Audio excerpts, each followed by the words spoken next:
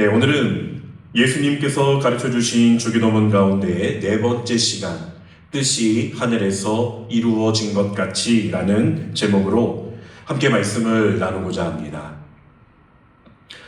지난주에 우리는 나라가 임하시오며 라는 기도를 살펴보면서 이 기도가 단순히 개인의 평안과 형통을 위한 기도가 아니라 하나님의 통치가 이 땅 가운데 이루어지기를 구하는 기도라는 사실을 살펴보았습니다. 하나님의 나라는 단지 먼 미래에 완성될 천국만을 의미하는 것이 아니었습니다. 하나님의 나라는 그 다스림이 우리의 삶 속에 실제로 임하는 것을 뜻하는 것이었습니다. 그래서 내 생각과 욕심이 아니라 하나님의 통치가 내 삶의 중심이 되는 삶, 그것이 바로 하나님 나라의 시작임을 깨달았습니다. 자, 그렇다면 이제 우리는 한 가지 중요한 질문을 던질 수 있습니다. 하나님이 내 삶을 다스리고 계시다는 것을 우리는 무엇으로 확인할 수 있을까요? 내가 정말 하나님 나라의 백성으로 살고 있다라고 하는 증거는 어디에서 발견할 수가 있는 것이겠습니까? 그 대답이 바로 오늘 우리가 읽은 주기도문의 네 번째 고백에 담겨 있습니다. 예수님은 하나님 나라의 임하심을 구하신 뒤 곧바로 이어서 이렇게 기도하라라고 말씀하십니다. 뜻이 하늘에서 이루어진 것 같이 땅에서도 이루어지이다. 자, 여러분, 이 기도의 내용을 쉽게 설명하자면 내 삶에 하나님의 나라가 임했다라고 하는 증거는 내 고집보다 하나님의 뜻이 더 중요하게 여겨질 때 나타난다는 것입니다. 하나님의 나라가 내 삶에 임했다라고 하는 증거는 내가 삶을 살아갈 때에 나의 선택, 나의 고집이 아니라 하나님의 뜻이 더 우선시 되어질 때에 나타나는 증거라는 것입니다. 즉, 이제 내 삶의 결정권이 나의 욕망이 아닌 하나님의 뜻에 움직이기 시작할 때 바로 그때가 내 삶에 하나님의 나라가 임했다라고 말할 수 있는 때라는 것입니다. 이미 하늘에서는 천군 천사들에 의해서 지체 없이 온전하게 하나님의 뜻이 성취되어 가고 있습니다. 그런데 문제는 바로 이 땅입니다. 여기서 말하는 땅은 우리가 딛고 서 있는 대지를 의미하기도 하지만 흙으로 지음받은 우리 존재를 의미하기도 합니다. 사랑하는 성도 여러분, 우리는 여전히 하나님의 뜻보다 내 뜻이 앞서게 되는 완악한 땅과 같을 수 있습니다. 입술로는 나라가 임하소서라고 고백하며 하나님의 왕 되심을 찬양하지만 정작 구체적인 삶의 선택의 기로에 서게 되면 그래도 이것만큼은 내 방식대로라고 하며 고집을 피우곤 한다는 것입니다. 하나님의 나라를 구한다라고 하면서도 그 나라의 통치 방식인 하나님의 뜻에 순종하기를 주저하고 있는 모순이 우리 안에 있다는 것입니다.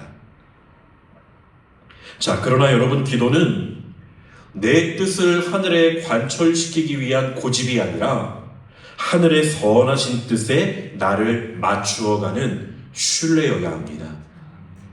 우리가 뜻이 이루어지이다라고 기도하는 이유는 하나님의 뜻이 내 생각보다 훨씬 더 깊고 선하시다라는 것을 믿기 때문에 기도한다는 것입니다. 내 고집이 꺾이는 순간은 아프지만 그 아픔을 지나면 내 계획보다 훨씬 크신 하나님의 은혜가 우리의 삶이라는 땅 위에 꽃을 피우기 시작할 것임을 우리는 신뢰해야 한다는 것입니다. 오늘 우리가 살아가고 있는 시대를 가만히 들여다보면 사람들은 점점 결정을 미루는 삶에 익숙해져 가고 있습니다. 무엇이든 쉽게 선택하기보다는 조금 더 생각해 보겠다. 나중에 결정하겠다. 아직은 때가 아닌 것 같다 라고 말합니다. 이것은 관계에서도 마찬가지입니다. 깊은 관계를 맺기보다는 적당한 거리를 유지하려고 합니다. 결혼도, 출산도, 책임지는 선택도 자꾸만 뒤로 미루는 시대가 되었습니다. 사람들은 자유를 원하지만 그 자유에 따르는 책임은 부담스러워합니다. 선택을 하고 싶지만 그 선택에 자신을 온전히 맡기는 것은 두려워하고 있다는 것입니다. 그래서 오늘날 많은 전문가들은 현대사회를 유예의 시대 혹은 결정을 미루는 시대라고 이야기합니다. 손해보는 것이 싫고 내가 원하는 것을 포기하기도 싫습니다. 그래서 계속해서 더 좋은 선택지는 없는지를 계속 바라보며 결정을 미루는 자리에 서고 있다는 것입니다. 문제는 이러한 문화가 우리의 신앙에도 그대로 들어와 있다는 것입니다. 우리는 하나님께 대놓고 하나님 싫습니다 라고 말하지 않을 것입니다. 하지만 종종 이렇게는 말하지요. 하나님, 조금만 더 있다가 순종하겠습니다. 아직 내 마음의 준비가 안 됐으니 내 마음의 준비가 되면 그때 하겠습니다. 조금만 더 내 계획대로 해본 다음에 그게 아니라면 하나님의 뜻대로 한번 살아보겠습니다 라고 말한다는 것입니다. 겉으로 보기에는 거절이 아닌 것 같지만 사실은 우리는 하나님 앞에 순종을 미루고 있는 것입니다. 그런데 여러분, 신앙에서 가장 위험한 말 가운데 하나가 있다면 그것은 나중에 라는 말입니다. 왜냐하면 사탄은 언제나 노골적인 불순종만을 사용하는 것이 아니라 순종을 지연시키는 방식으로 우리의 마음을 유혹하기 때문입니다. 우리는 이 미루고 싶은 유혹, 내 뜻을 지키고 싶은 마음을 온 몸으로 갈등으로 겪으셨던 한 분을 만날 수 있습니다. 바로 겟세마네 동산에서의 예수님이십니다. 예수님께서 십자가를 앞에 두고 땀방울이 핏방울이 되도록 기도하실 때 주님의 마음에도 우리와 같은 거대한 갈등의 충돌이 있었습니다. 예수님은 하나님이시지만 동시에 완전하신 인간으로 오신 분이시기에 그분이 마주하신 그 고통의 잔을 할 수만 있다면 피하고 싶었고 할 수만 있다면 뒤로 미루고 싶으셨습니다. 그래서 예수님께서는 하나님 앞에 정직하게 고백하십니다. 마태복음 26장 39절 상반절의 말씀을 보면 조금 나아가사 얼굴을 땅에 대시고 엎드려 기도하여 이르시되 내 아버지여 만일 할만하시거든 이 잔을 내게서 지나가게 하옵소서. 자, 그런데 주님의 기도는 여기서 멈추지 않으셨다는 것입니다. 주님은 이 미움과 유예의 인간적인 본능적인 길을 택하지 않으시고 곧바로 이렇게 기도의 마침표를 찍으십니다. 39절 하반절의 말씀입니다. 그러나 나의 원대로 마시옵고 아버지의 원대로 하옵소서 하시고. 아멘. 예수님께서는 지금 자신의 감정이 편안했기 때문에 순종하신 것이 아닙니다. 고통이 사라졌기 때문에 십자가를 지신 것도 아닙니다. 예수님은 끝까지 아버지를 신뢰하셨기 때문에 순종하신 것입니다. 그래서 순종은 우리 화면에 띄워주시겠습니까? 순종은 감정의 문제가 아니라 믿음의 문제입니다. 순종은 쉬워서 하는 것이 아니라 하나님 아버지의 뜻이 언제나 선하다는 것을 믿기 때문에 하는 것입니다.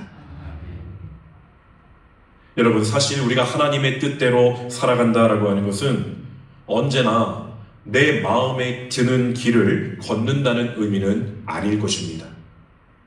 때로 하나님의 뜻은 우리의 삶을 깎아내는 과정처럼 느껴질 때도 있습니다. 마치 장인이 거친 나무를 깎고 다듬어 아름다운 악기를 만들어 가듯이 하나님께서도 우리의 교만과 욕심과 고집을 다듬어 가신다는 것입니다. 그 과정 속에서 우리의 계획이 무너질 수도 있고 내가 기대했던 일들이 꺾일 수도 있습니다. 그래서 그때에는 우리가 아픔을 느끼게 되고 힘듦을 호소하게 됩니다. 왜 하나님께서 내 삶을 이렇게 인도하시는지 이해가 되지 않을 때가 있다는 것입니다. 그러나 사랑하는 성도 여러분, 장인의 손에 들린 나무는 절대로 버려지지 않습니다. 더 아름다운 울림을 위한 과정 속에 놓여 있는 것입니다. 하나님께서 우리의 삶을 다루시는 이유도 마찬가지입니다. 하나님은 우리를 망하게 하시기 위해 깎아내시는 것이 아니라 우리를 다듬고 더 다듬으셔서 그리스도의 향기를 내는 존재로 빚어가고 계시다는 것입니다. 그래서 이 뜻이 이루어지이다라고 하는 기도는 하나님의 뜻대로 하십시오라고 하는 체념의 기도, 포기의 기도가 아닙니다. 오히려 이것은 내 계획보다 하나님의 계획이 더 크다는 신뢰함의 기도라는 것입니다. 그래서 이 기도는 우리의 신앙을 점점 나 중심에서 하나님 중심으로 옮겨놓습니다. 우리 화면에 띄워주시기 바랍니다. 그렇기 때문에 우리는 내 뜻을 지키기 위해서 결정을 미루고 있는 유예의 신앙에서 벗어나 나보다 나를 더 잘 아시는 아버지의 선하신 뜻 앞에 나를 온전히 던질 수 있는 신뢰의 신앙으로 나아가는 것, 그것이 오늘 주님이 우리에게 원하시는 기도의 진정한 무게라는 것을 마음속에 깊이 깨닫게 되는 저와 여러분이 되기를 간절히 소망합니다. 아멘. 자, 이렇게 우리가 하나님의 뜻에 순종하여야 한다는 것을, 그 뜻이 나의 뜻보다 훨씬 더 선하다는 것을 믿음으로 받아들여야 한다는 것을 깨닫게 되었다면, 자, 이제는 과연 그렇다면 하나님의 뜻이 무엇인지를 우리는 어떻게 발견할 수 있겠습니까? 하나님의 뜻을 어디서 찾을 수 있겠느냐라고 하는 것입니다. 벌써 맞추셨어요. 큰일 났네요, 이거. 많은 사람들이 하나님의 뜻을 찾을 때 특별한 환상이나 신비로운 음성이나 혹은 갑작스러운 마음의 뜨거움 같은 체험에 집중하곤 합니다. 물론 하나님께서는 그러한 우리의 경험을 통해서도 말씀하시지만 그것이 절대적인 기준이 될 수는 없습니다. 우리 인간의 감정은 시시각각 변하는 파도와 같아서 어제의 확신이 오늘의 의심이 되기도 하기 때문입니다. 그래서 하나님께서는 우리에게 가장 분명한 방법으로 자신의 뜻을 보여주셨습니다. 바로 기록된 하나님의 말씀인 성경을 통해서입니다. 우리는 성경을 통해서 하나님의 뜻을 발견하는 것입니다. 성경은 하나님께서 우리를 위해서 쓰신 거룩한 편지이자 그분의 마음을 고스란히 담아내고 있는 안내문과 같습니다. 하나님이 어떤 분이신지, 그분이 무엇을 아파하시고 무엇에 기뻐 춤추시는지, 그리고 우리가 어떤 길을 걸어가기를 원하시는지 성경은 단 한 번도 흐릿하게 말씀하신 적이 없습니다. 하나님의 뜻은 결코 안개 속에 가려져 있는 수수께끼가 아니라는 것입니다. 잃어버린 한 영혼이 돌아오기를 원하시는 마음, 우리가 세상 속에서 구별되어 거룩하게 살아가는 삶, 이 명확한 하나님의 뜻은 이미 성경의 매 구절 구절 속에 흐르고 있다는 것입니다. 5만 번의 기도 응답을 받았다고 알려진 조지 뮬러라고 하는 목사님은 하나님의 뜻을 막연하게 찾지 않았습니다. 그는 언제나 그의 무릎 위에 성경을 펴놓고 하나님의 약속을 손가락으로 짚어가며 기도하였습니다. 예를 들어서 아이들에게 먹일 빵이 떨어졌을 때 그는 시편 68편 5절 말씀에서 하나님은 고아의 아버지시며 라는 말씀을 찾았습니다. 그리고 그 구절 위에 손을 얹고 이렇게 기도하였습니다. 하나님, 당신께서는 스스로를 고아의 아버지라고 말씀하셨습니다. 이 아이들은 주님의 아이들입니다. 아버지께서 자녀들을 굶기시겠습니까? 이 기록된 말씀대로 오늘 우리에게 양식을 주옵소서라고 기도했다는 것입니다. 이 뮬러 목사님의 가장 놀라운 고백 중에 하나는 바로 이것입니다. 기도의 시간보다 말씀을 묵상하는 시간이 더 길어야 한다는 것입니다. 그는 하나님의 뜻이 말씀 속에서 자신의 영혼을 완전히 사로잡을 때까지 성경을 읽었습니다. 말씀이 내 안에 가득 차서 내 뜻과 하나님의 뜻이 하나가 되는 순간 그는 비로소 그제서야 입을 열어 기도하기 시작했다는 것입니다. 그렇게 드려진 기도는 결코 땅에 떨어지지 않았습니다. 많은 성도님들이 기도를 시작할 때 자신의 감정에 의지하실 때가 있습니다. 마음이 뜨거우면 응답받을 것 같고 마음이 냉랭하면 하나님이 외면하시는 것 같아 불안해집니다. 그러나 뮬러 목사님은 말합니다. 나의 감정은 믿을 수 없으나 하나님의 인쇄된 말씀은 영원히 변치 않는다. 그는 마음이 흔들릴 때마다 자신의 느낌이 아니라 눈앞에 선명하게 기록된 성경 구절을 바라보았다는 것입니다. 그의 기도는 하나님의 마음을 바꾸려고 하는 설득이 아니라 이미 약속하신 하나님의 말씀을 확증하는 선포였습니다. 오늘 여러분의 기도는 느낌 위에 서 계십니까? 아니면 말씀 위에 서 계십니까? 어쩌면 오늘 내 기도의 응답이 더디다고 느껴지는 이유는 나의 간절함이 부족해서가 아니라 하나님의 약속을 붙드는 말씀의 근거가 약하기 때문일지도 모릅니다. 사랑하는 성도 여러분, 하나님의 뜻은 결코 멀리 있지 않습니다. 우리가 성경을 펴는 그곳에 그분의 뜻은 이미 가장 선명하고 확실한 모습으로 우리를 기다리고 계십니다. 내 마음의 평안이나 상황의 유익을 하나님의 뜻으로 착각하는 나 중심의 신앙에서 이제는 벗어나야 할 때입니다.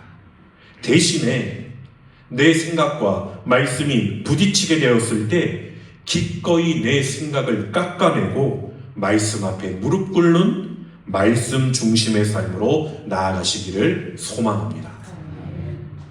우리가 하나님의 약속을 붙들고 그렇게 주의 뜻이 이루어지이다라고 진실하게 고백할 때 하나님께서는 하늘의 그 찬란하고 위대한 뜻을 우리의 가정과 일터 그리고 우리의 무너진 마음 위에서 반드시 꽃피우실 것입니다. 말씀을 정리하려고 합니다. 예수님께서 우리에게 이 기도를 가르쳐 주신 이유는 우리의 삶을 통하여 하나님께서 당신의 뜻을 이루어 가기를 원하셨기 때문입니다. 그 뜻은 거창한 것에서 시작하지 않습니다. 내 뜻보다 하나님의 뜻을 더 붙드는 것, 내 계산보다 하나님의 말씀을 신뢰하는 것, 내 감정보다 하나님의 선하심을 더 믿는 것, 바로 그곳에서 하나님의 나라가 비로소 임하기 시작할 것입니다.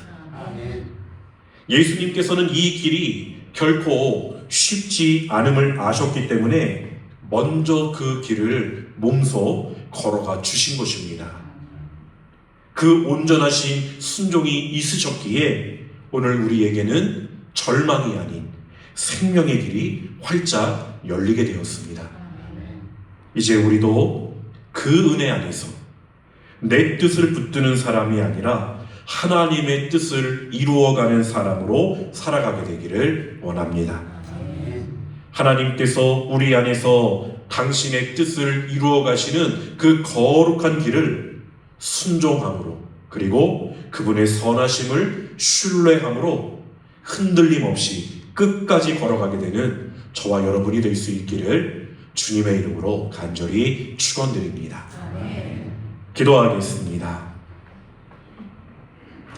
하나님, 오늘 뜻이 하늘에서 이루어진 것 같이 땅에서도 이루어지이다라는 주님의 기도를 통해 내 뜻보다 하나님의 뜻을 더 신뢰하며 살아가야 함을 다시금 깨닫게 하여 주시니 감사를 드립니다.